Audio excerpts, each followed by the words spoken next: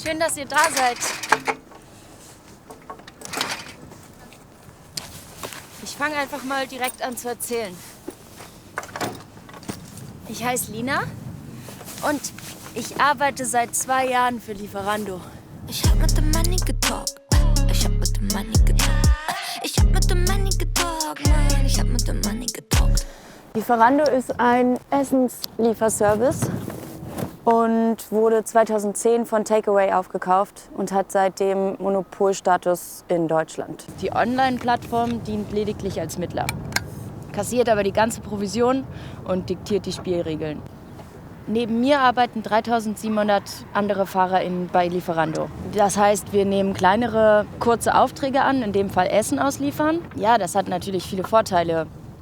Ich bin unabhängig und flexibel und ich kann meine Zeit so einplanen, wie ich das möchte. Aber ich kann nicht langfristig planen. Zudem müssen wir die Ausrüstung komplett selber kaufen und ich muss mein eigenes Smartphone nutzen. Und am Anfang der Covid-19-Pandemie hat es echt ewig gedauert, bis wir eine adäquate Schutzausrüstung bekommen haben. Und wenn es mal irgendwelche Probleme gibt, dann erreicht man eigentlich nie jemanden, außer die Standard-KI. Peng hat im Sommer bei großen deutschen Unternehmen angerufen und deren Chefs ein paar Fragen zu ihrer Verantwortung in der Gesellschaft gestellt. Da habe ich mir gedacht, warum nicht auch mal meinem Chef?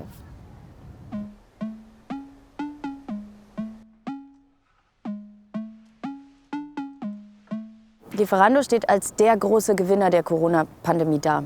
Parallel zu den unternehmerischen Entwicklungen bilden sich immer mehr Betriebsräte, die Lieferando zum Schweigen bringen will, weil ihnen die Forderungen nicht gefallen und weil sie einen raschen Wachstum verhindern würden. Aber zum Glück hat Gerbich in dem Telefongespräch ein paar Strategien verraten, wie man ihm Druck machen könnte. Versetzen Sie sich mal in unsere Lage. Nehmen wir jetzt einfach ein extremes Beispiel. Nehmen wir mal an, die würden sagen, wir fordern 20 € die Stunde Gehalt. Und dann wird der Schichtplan so lange nicht durchgewunken, bis wir die 20 € zahlen.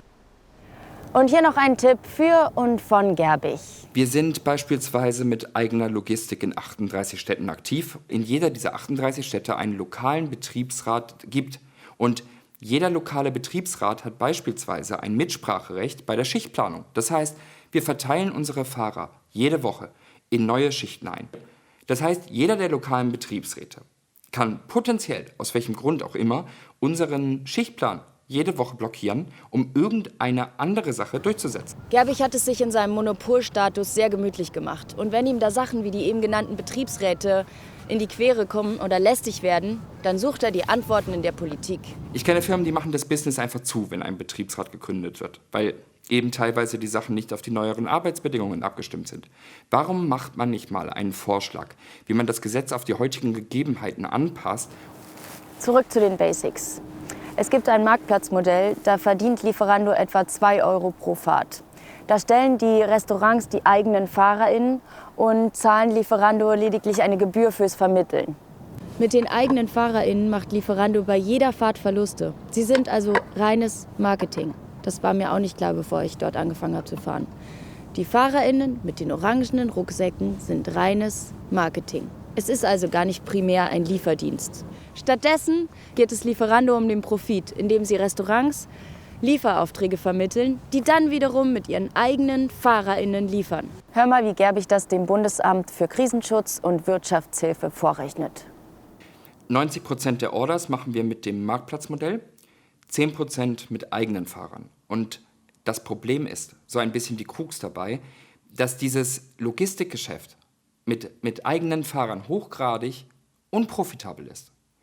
Wir verlieren da Millionen an Euros in Deutschland mit dem Geschäftsmodell. Wir machen es aber trotzdem, weil in der Kombination mit dem Marktplatzmodell wir dadurch neue Kunden kriegen und so weiter und so fort. Das Problem ist eher, dass die Fahrer eigentlich im Schnitt 2 Bestellungen in der Stunde ausliefern, also ganz grob gesagt.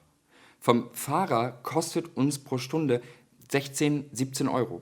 Das heißt, nochmal, die 16, 17 € und der macht 2 Fahrten pro Stunde. Das heißt, pro Fahrt kostet der uns ungefähr 8 €. Und was verdienen wir dann auf der Einkommensseite?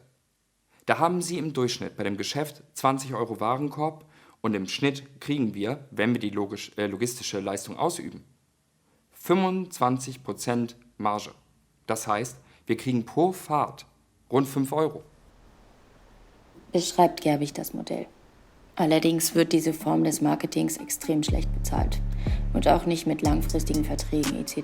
vergütet. Peng hat ihm vorgeschlagen, die Infrastruktur und Vernetzung, die Lieferando zweifellos ausgebaut hat, für soziale und gemeinschaftliche Zwecke zu nutzen. Gerbig zeigte sich wenig begeistert. Ist ja auch klar, davon profitiert er ja nicht. Vielleicht könnt ihr mir ja helfen und ein paar Zettel mitnehmen und jeder Lieferando-Fahrerin in die Hand drücken. Und gebt uns das Trinkgeld direkt in die Hand, dann kommt es auch an.